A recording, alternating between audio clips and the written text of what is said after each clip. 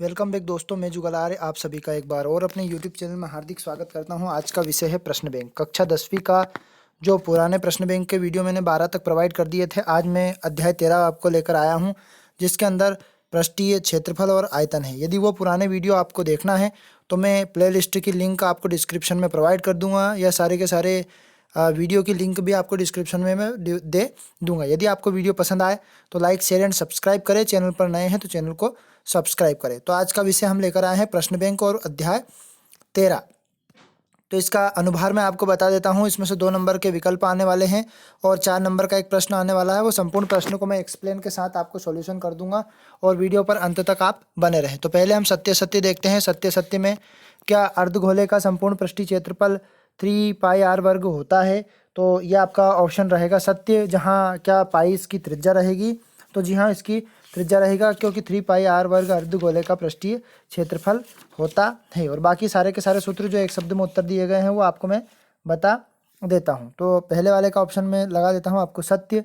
शंकु का आयतन 1/3 पाई आर स्क्वायर एच होता है, जिसकी आधार की त्रिज्या आर और एच ऊंचाई इसकी रहेगी, तो ये भी रहेगा आपका सत्य। दूसरा वाला देखते हैं, एक शब्द में उत्तर।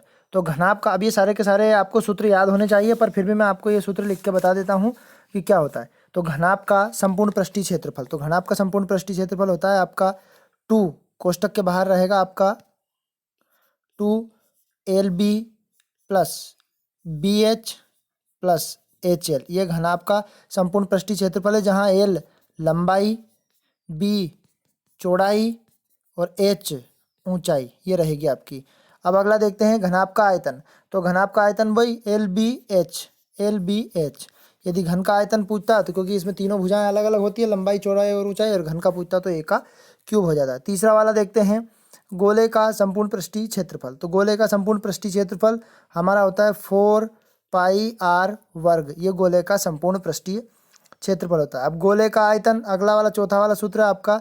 तो गोले का आयतन होता है हमारा 4/3 पाई आर का आर क्यूब। ये आपका गोले का आयतन होता है। फिर अर्धगोले का पृष्ठीय क्षेत्रफल, तो वहाँ 4 पाई आर वर्ग था, तो अर्धगोले में हो जाएगा 2 पाई आर वर्ग। यह अर्धगोले में हो गया। फिर अर्धगोले का संपूर्ण पृष्ठीय क्षेत्रफल, तो ये हो जाएगा आपका 2/3 अर्धगोले का संपूर्ण पृष्ठीय क्षेत्रफल। अर्धगोले की बात करते हैं ना, तो अर्धगोले का संपूर्ण पृष्ठीय क्षेत्रफल 3 पाई आर वर्ग हो जाएगा। अगला देखते हैं अर्धगोले का आयतन। तो पहले हमें गोले का आयतन, तो यहाँ अर्धगोले का आयतन होता है आपका 2/3 पाई आर क्यूब। यह अर्धगोले का आयतन होता है। फिर 8वां वाला देखते हैं, बेलन का वक्र पृष्ठ। तो बेलन का वक्र पृष्ठ जो, या बेलन का वक्र पृष्ठीय क्षेत्रफल भी बोलते हैं इसको, 2 पाई आर वर्ग एच, क्योंकि इसके अंदर ऊंचाई भी होती है, तो ये बेलन का वक्र पृष्ठीय क्षेत्रफल हो गया। अब बेलन के संपूर्ण वक्र पृष्ठीय क्षेत्रफल, तो सेम ऐसा कैसा ये भी बनेगा, इसमें आर प्लस एच बन जाएगा संपूर्ण में, या कुल पृष्ठीय क्षेत्रफल भी बोल सकते हैं इसको। तो 2 पाई आपका हो जाएगा 2 पाई आर और आर प्लस एच। ये बन गया हमारा बेलन का संपूर्ण पृष्ठीय क्षेत्रफल। अब बेलन का आयतन, तो हम देखते हैं, बेलन का आयतन होता है आपका पाई आर वर्ग और ये आपका एच। ये हो गया आपका बेलन का आयतन। फिर शंकु का पृष्ठीय क्षेत्रफल, तो शंकु का वक्र पृष्ठीय क्षेत्रफल या पृष्ठीय क्षेत्रफल पाई आर एल। अब एक नई चीज जुड़ी, एल को यहाँ तिर्यक ऊंचाई बोलते हैं, ये आपका आर है। फिर देखते हैं 12वां वाला, शंकु का संपूर्ण पृष्ठीय क्षेत्रफल। तो शंकु का संपूर्ण पृष्ठीय क्षेत्रफल होता है आपका पाई आर प्लस एल। ये होता है आपका संपूर्ण पृष्ठ। अब शंकु का आयतन, तो शंकु का आयतन होता है आपका 1/3 पाई आर स्क्वायर एच। जो बेलन का तीसरा हिस्सा होता है, तो इसको 1/3 बोल दिया। अब आगे देखते हैं हम प्रश्न। तो आपके तीसरे प्रश्न से लगाकर आपके यहाँ पर 11 प्रश्न तक दिए हैं। यह आपके 4 अंक में आने की प्रबल संभावना है। मोस्ट इंपॉर्टेंट प्रश्न हैं। इन प्रश्नों को मैं यहाँ पर आपको एक्सप्लेन भी कर देता हूँ, या संपूर्ण प्रश्न के उत्तर या हल भी आपको प्रोवाइड कर दूंगा। तो पहले वाले प्रश्न की तरफ बढ़ते हैं। तो पहले वाले प्रश्न कहा, 2 घन जिनमें से प्रत्येक का आयतन 64 है, संलग्न फलकों को मिलाकर एक ठोस बनाया जाता है, तो प्राप्त घन का पृष्ठीय क्षेत्रफल ज्ञात कीजिए। सबसे पहले तो हम ये दिमाग में लगा लेते हैं, तो घन कैसा बनता है। तो पहले तो ये एक घन बना लेते हैं, और ये तो दोनों घन, अब एक घन इससे जोड़ देते हैं इस प्रकार से। ये 2 घन जोड़ने के बाद अब उसने कहा है इनका आयतन, तो आयतन 64 दिया है और घन का आयतन हमारा क्या होता है, घन का आयतन a का क्यूब। तो जब इस पे क्यूब लगाएंगे तो इसकी भुजा क्या बन जाएगी 4। तो 4 यहाँ पर ये 4 और ये 4, तो इसकी लंबाई जो है वो तो बनेगी हमारी 4 और चौड़ाई बनेगी, लंबाई बनेगी 4 + 4 मतलब 8, क्योंकि दूसरा घन भी इसमें जोड़ा गया है तो ये 8 बन गई। तो इस प्रकार से हमें जो घन है, घनाभ है, घनाभ का पृष्ठीय क्षेत्रफल 2LB + BH + HL वाला सूत्र लगाना है। फिर चौथा वाला, एक खिलौना त्रिज्या जिसकी 3.5 सेंटीमीटर वाले शंकु के आकार का है, उसकी त्रिज्या एक अर्ध गोलाकार पर अध्यारोपित है, तो अर्धगोले का संपूर्ण पृष्ठीय क्षेत्रफल उसकी ऊंचाई बतानी है आपको। तो सबसे पहले मैं इस सवाल को आपको पढ़ के बताने के बाद इसको ये बताना चाहता हूँ कि इस सवाल में एक किसके ऊपर, एक बेलन के ऊपर, यानी कि मैं आपको सीधा सीधा इनके आंसर के साथ में इसको सॉल्यूशन भी प्रोवाइड करने वाला हूं। तो पहले आप सारे के सारे सवाल देख लें या अपने प्रश्न बैंक को अपने हाथ में रखें और यहाँ पर सॉल्यूशन इसके मैं देने वाला हूं। यदि वीडियो पसंद आए तो लाइक, शेयर एंड सब्सक्राइब कीजिए। तो देखें अब इन सारे प्रश्नों के सॉल्यूशन। इस प्रकार से आपको इन सभी प्रश्नों के सॉल्यूशन मैंने दिए, सत्य सत्य यहाँ पर लिख दिए और सारे के सारे सूत्र आपके सामने ये रख दिए, है ना। अब आगे की तरफ हम बढ़ते हैं। मैंने आपसे कहा सवाल में कि एक घन से मिलाकर एक घनाभ बनाया गया, तो इस प्रकार से सारी भुजा मैंने लिख दी। एक 64 लिख दिया, a का क्यूब यानी 4 का क्यूब कर दिया, क्यूब से क्यूब कैंसिल कर दिया। अब यहाँ पर घनाभ की विमाएँ लिख दी, जिसकी लंबाई वैसे एक घन की 4 थी और घनाभ की हमारी 8 हो जाएगी और ऊंचाई 4 4 हो जाएगी। सूत्र में मान रखा, हमने आपस में इनका मल्टीप्लाई किया, मल्टीप्लाई करने पे आपका 166 वर्ग सेंटीमीटर। यदि हमारा क्षेत्रफल है तो वर्ग सेंटीमीटर और आयतन है तो घन सेंटीमीटर आने वाला है। अब चौथा वाला सवाल है आपका। चौथे वाले सवाल में कहा गया है एक खिलौना है और उस खिलौने की त्रिज्या आपकी 3.5। तो इससे मैंने डायग्राम बनाया, यहाँ खिलौने की त्रिज्या हमारी कितनी बना दी हमने 3.5 और संपूर्ण खिलौने की ऊंचाई हमारी 15.5। तो हमें शंकु की ऊंचाई निकालनी है, तो शंकु की ऊंचाई कुल में से मैं त्रिज्या को घटा दूंगा तो हमारी शंकु की ऊंचाई 12 बन जाएगी। अब हमें शंकु का जो पृष्ठीय क्षेत्रफल निकालना है उसके लिए πr होता है। तो एल का मान यानी तिर्यक ऊंचाई का सूत्र होता है h का वर्ग r का वर्ग। तो h का वर्ग 12 का वर्ग और r का वर्ग 3.5 का वर्ग, दोनों को जोड़ा 3.5, इसकी क्या निकल गई त्रिज्या।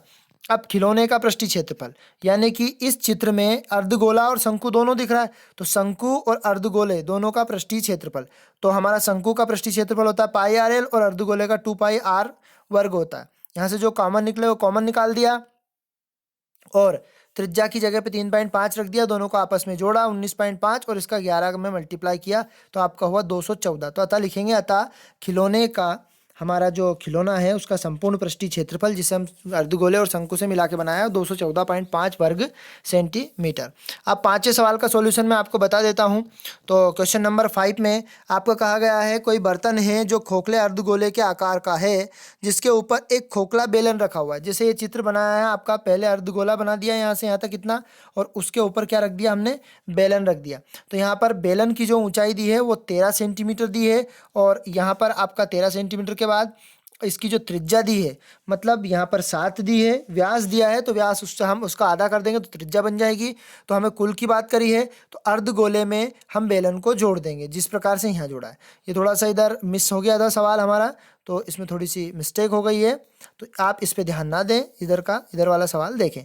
तो यहाँ पर हमने 2πr इसमें से कॉमन निकाला है, पाई का मान हमने अभी 22/7 रखा है और r त्रिज्या हमारी 7 रखी, 7 से 7 हमने कैंसिल कर दिया और 13 का मल्टीप्लाई किया 44 में तो आपका 572। तो अतः कर देंगे, अतः जो बनाया गया जो बर्तन है उसका पृष्ठीय क्षेत्रफल है आपका 572। अब छठा वाला देखते हैं। छठे वाले में एक दवा का कैप्सूल है और उस दवा के कैप्सूल के दोनों सिरों पर अर्धगोले बने हुए हैं। तो हमने पहले एक दवा का कैप्सूल बेलन के आकार का बना लिया, या मैं आपको डबल से बना के बता देता हूँ। इस प्रकार से बनाया था हमने, इस प्रकार से ये, और इनमें दोनों तरफ अर्धगोले जोड़ दिए। अब इनकी त्रिज्याएं बताई है, कितने mm का है ये। सबसे पहले हम देखते हैं पूरा का पूरा जो कैप्सूल है वो 14 mm का है और इसकी जो व्यास है वो 5-5 की दी हुई है। तो इसका जो त्रिज्या बनाएंगे हम 2.5 की हो जाएगी, 5/2 मतलब 2.5 सेंटीमीटर, 2.5 सेंटीमीटर। तो हमें यदि हमें बेलन की ऊंचाई निकालनी हो तो उस 14 कुल में से हम 5 को घटा देंगे तो 9 बचेगी।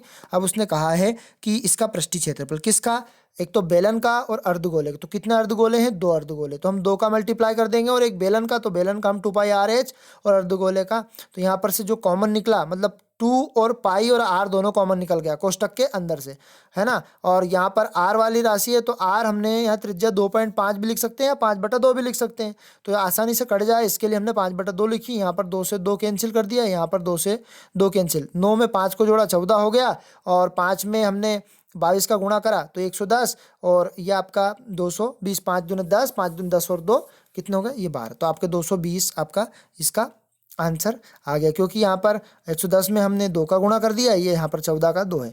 अब 7वां वाला सवाल देखते हैं। एक बेलन है और बेलन का ऊपरी और निचला सिरा दोनों बेलन के अंदर से कटा हुआ है और वो अर्धगोलाकार भाग से, तो यहाँ पर हमें प्रश्न में इसकी ऊंचाई दी है किसकी, बेलन की, और बेलन व अर्धगोले की त्रिज्या, क्योंकि समान त्रिज्या वाले बेलन पर में ही काटे गए हैं, तो पहले बेलन का और फिर 2 अर्धगोले का, तो 2 गुणित अर्धगोला, तो बेलन का सूत्र लगा देंगे 2πr(h) और 2 गुणित अर्धगोले का 2π, यहाँ पर मान रखा, यहाँ 2 और ये इसको काट दिया हमने, यहाँ 2 में 3.5 का, तो ये आपका 7.0 होता, मतलब 35 है, तो 35 दूनी 70 और एक अंक के बाद दशमलव लगा देते, तो ये 0 हट जाएगी, काट दिया, काटने के बाद हमने इसका मल्टीप्लाई किया तो 374, तो अतः वस्तु का संपूर्ण पृष्ठीय क्षेत्रफल बेलन और 2 अर्धगोले को जोड़ने के बाद हमें प्राप्त हुआ। 8वां वाला देखते हैं। एक ठोस अर्धगोले के ऊपर खड़ा हुआ है, तो ये अर्धगोला है, इसके ऊपर ठोस शंकु, जो इस अर्धगोले के ऊपर शंकु खड़ा है, और इसकी जो है ना त्रिज्या और ऊंचाई दोनों की समान है, मतलब हमारे जो बेलन और इसकी अर्धगोले की दोनों की त्रिज्याएं और ऊंचाई समान है, तो हम ठोस का आयतन निकालेंगे और वो भी पाई के रूप में व्यक्त करने वाले हैं हम, तो उसमें कहा गया है प्रश्न में ठोस को पाई के रूप में व्यक्त कीजिए। तो शंकु का क्षेत्र, शंकु का आयतन क्या होता है, तो शंकु का आयतन होता है 1/3 पाई आर वर्ग h और अर्धगोले का 2/3 पाई आर क्यूब। तो यहाँ पर हमने जो कॉमन निकला वो कॉमन निकाल दिया, पाई ऐसा कैसा रख दिया, आर की जगह पे 1 रख दिया, एच की जगह पे भी 1 रख दिया, दोनों का गुणा किया, 3 से 3 ये कैंसिल हो गया, तो हमारा पाई घन सेंटीमीटर, तो अतः लिख देंगे ठोस का आयतन पाई के रूप में पाई घन सेंटीमीटर। अब 9वां वाला देखते हैं, तो 9वें वाले सवाल को पढ़ के बता देता हूँ आपको।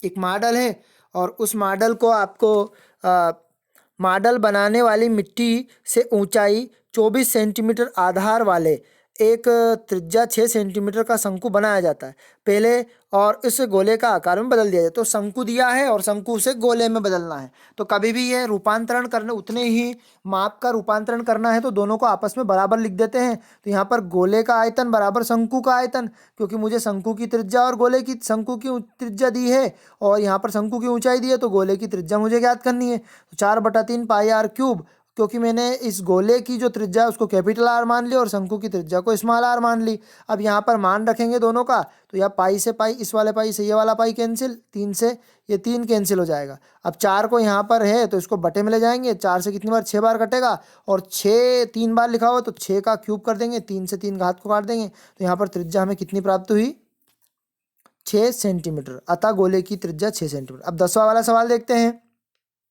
तो 10वें वाले सवाल में भी ऐसा ही है, आपका दिया गया है 1 सेंटीमीटर वाली 8 सेंटीमीटर लंबी एक छड़ है, जो कि एक छड़ है और छड़ की जो चौड़ाई है उसकी 18 मीटर लंबे तार में बदल दिया गया। छड़ को तार में बदलना मतलब वही माप वही रहेगी और उसको तार में बदलना, तो हमारा पूरा सवाल सेंटीमीटर है, तो जो तार की लंबाई है वो हमारी मीटर में दी है, तो यदि मीटर से सेंटीमीटर में कन्वर्ट करना है तो उसमें 100 का हम मल्टीप्लाई कर देंगे, तो तार का आयतन बराबर छड़ का आयतन, तो आयतन तो वही बेलन का ही लगेगा, तो यहाँ पर हमने त्रिज्या उसकी कैपिटल आर मान ली, कैपिटल आर मान ली, एच हमारी पाई से पाई हमने कैंसिल कर दिया, और एच हमारा इसमें 1800 है क्योंकि सेंटीमीटर में कन्वर्ट किया, 1800 कहाँ चला जाएगा, इसके बटे में चला जाएगा, इसको हमने काटा तो कितनी बार कटा ये 900 बार, 900 का वर्ग मतलब 30 का वर्ग हो जाएगा, वर्ग से वर्ग कैंसिल हो जाएगा, और यहाँ पर उसकी मोटाई यानी कि तार की मोटाई मतलब त्रिज्या से व्यास में बनाना है, तो हमें त्रिज्या प्राप्त हो गई, तो व्यास जो होता है त्रिज्या का 2 गुना होता है, तो 2 का इसमें गुणा कर देंगे तो 15 दूना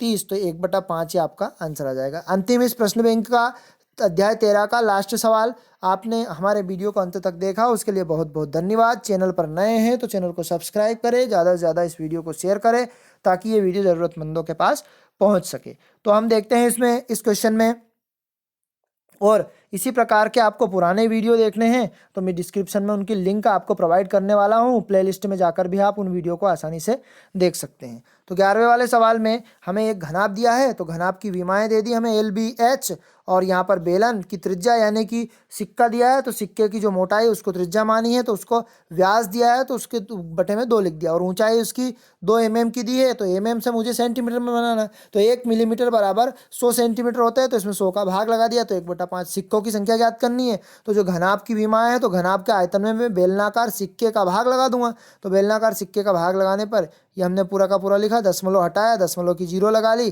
काटा पीटी करी, गुणा किया तो 400 सिक्के प्राप्त हुआ। तो हमने इस वीडियो के माध्यम से अध्याय 13 में हम पृष्ठीय क्षेत्रफल से संबंधित कुछ सवालों को समझा जो कि परीक्षा की दृष्टि से अति महत्वपूर्ण है। इसी प्रकार के पुराने वीडियो देखने के लिए हमारे चैनल को सब्सक्राइब करें, बेल आइकन को प्रेस करें, और डिस्क्रिप्शन में मैं इनकी लिंक आपको प्रोवाइड कर दूंगा। जय हिंद साथियों, अगले वीडियो में जल्दी मिलते हैं। हमें टाटा बाय बाय।